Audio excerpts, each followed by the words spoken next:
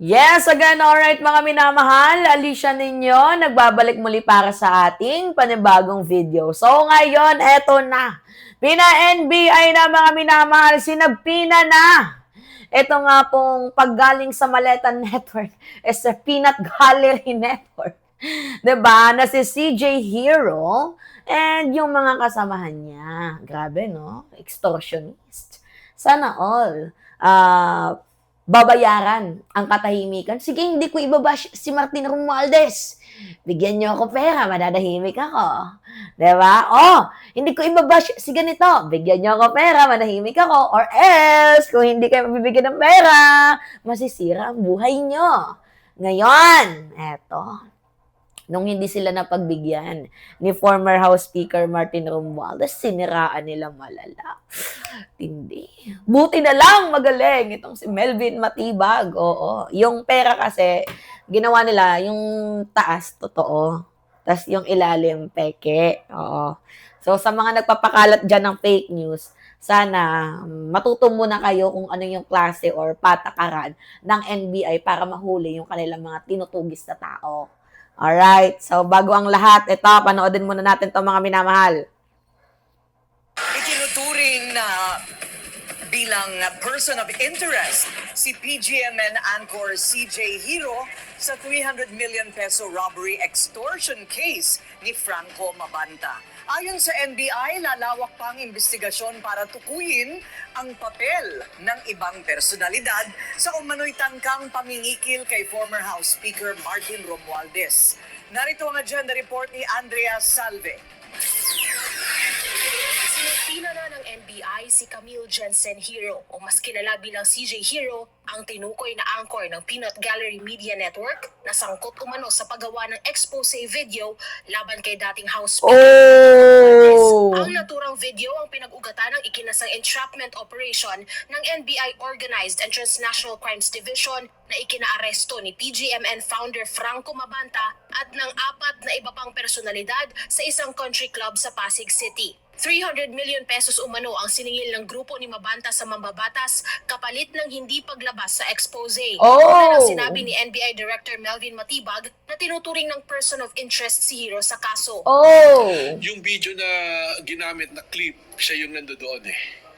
So we are investigating, this is a continuing investigation. Tinitingnan namin yung mga participation ng mga individuals nung nandito sa PGMN. Sa isang panayam nitong Webes, iginiit pa ng kampo ng PGMN na hindi respondent sa kaso si Hero at hindi rin daw ito co-conspirator sa alleged extortion scheme.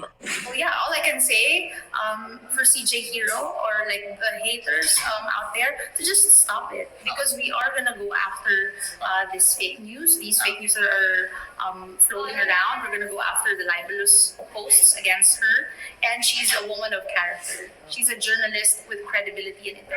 Nitong Webes din ng gabi ay tinurn over na sa NBI detention Woman with credibility. facility sa Muntinlupa ang grupo ni Mabanta. Bandang 1:00 na ng madaling araw nitong Biyernes natapos ang kanilang pag-uusap ng kanyang abogado na nagsabing nasa maayos naman na kalagayan ng kanyang kliyente sa loob ng bilangguan. Patuloy daw ang kanilang paghahanda para agarang Alright. Diba? Ang galing, mga minamahal. You know what? Kung ang isang guilty, kunyari, itong si Martin Romualdez, alam niyang guilty siya. Oo. Eh, ang gagawin niya talaga, sige, para manahimik kayo, bayaran ko lang kayo para, hindi na lumabas, hindi na humaba. Kaso si Martin, alam niya hindi siya guilty eh. Bahala kayo, expose niyo yan. Diba? Hindi nga siya lumambit dyan sa NBI eh. Yung NBI mismo ang nagsagawa ng entrapment operation. Hindi si Martin Romualdez nga, hindi nakipag-coordinate. Hindi nga nakipag-usap sa ibang ahensya ng gobyerno. Diba? Tsaka mismo hindi siya yung naglalatag ng-ebidensya. Diba? Gets ninyo, mga minamahal? Tsaka si Martin Romualdez, yung tipo ng tao, sige, surveillance nyo ako. Sige, imbestigahan nyo ako. Diba? Hindi nga siya naglalagay ng mga security sa likuran niya na sobrang dami, diba? Kaya masasabi ko na itong si Martin Romualdez ay hindi guilty sa kung ano man ng mga accusation laban sa kanya. Ngayon naman, ito yung pinakamalaking butas na nangyari sa grupo o or sa kampo ng digital information ecosystem, 'di ba? Na matagal nang ginagamit sa mga black propaganda, 'di ba? Nila Franco Mabanta, dito nga po sa fake narratives nila, sa mga AI manipulated contents nila bilang sandata sa politika. Ngayon, kung totoong may hawak silang ebidensya laban kay Martin Romualdez, bakit kailangan pang manghingi ng 300 million hanggang 350 para hindi ito ilabas?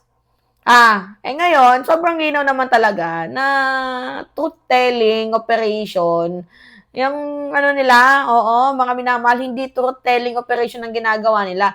Yan po ay isang digital extortion. Ang NBI entrapment kay Franco Mabanta noong May 5, 2026, inaresto ng National Bureau of Investigation itong si Franco Mabanta, yung founder ng Peanut Gallery Media Network ng PGMN, sa isang entrapment operation sa Pasig City.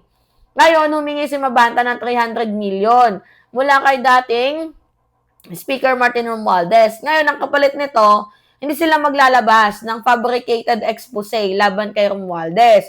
So, ang sinasabing expose daw ay may aligasyon daw, koneksyon tungkol sa flood control anomalies. Oo, at sa loob ng korupsyon sa Kamara.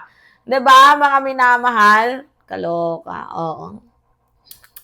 Dapat nilabas ninyo kung totoo kayo. Para din malaman namin, baka totoo nga, 'di ba?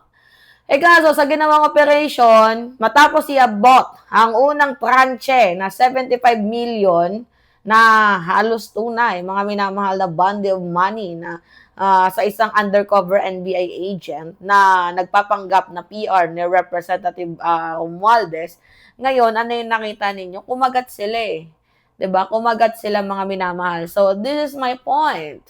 'Di ba? Hindi ito usapin ng freedom, ng press freedom, political commentary, or criticism. Ang pinag-uusapan na natin dito is yung robbery, extortion, blackmail, monetized disinformation, at paggamit ng mga fabricated content bilang pangingikil. So, kapag humingi na ang isang TV outlet or outlet media or kung ano pa man, ang daang milyong piso kapalit ng pananahimik, well, that is not what you call journalism.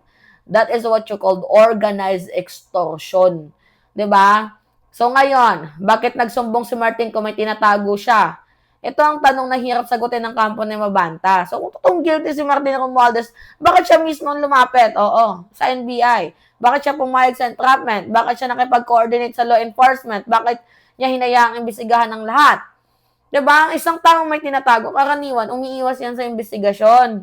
Oo, nagtatago, nakikipag-areglo, nagpapatahimik ng palihim, tumatakbo na palabas ng bansa, gumagamit ng impluensya para pigilan ng kaso. Pero kabaliktaran, kay Martin Romualdez, imbes na magbayad ng palihim, hinarap niya ang batas ng hindi siya nananakot. 'Di ba? And what you called na sinasabi kong sobrang tapang sa part na yan ni former Speaker Martin Romualdez, which is saludo sa iyo, Martin. Kaya galit na galit sa iyo yung mga yung mga day-day-s, 'di ba? Anyway, it's me again, Alicia ninyo. Nagbabalik muli para sa ating panibagong video. Maraming salamat at ingat, mga kababayan.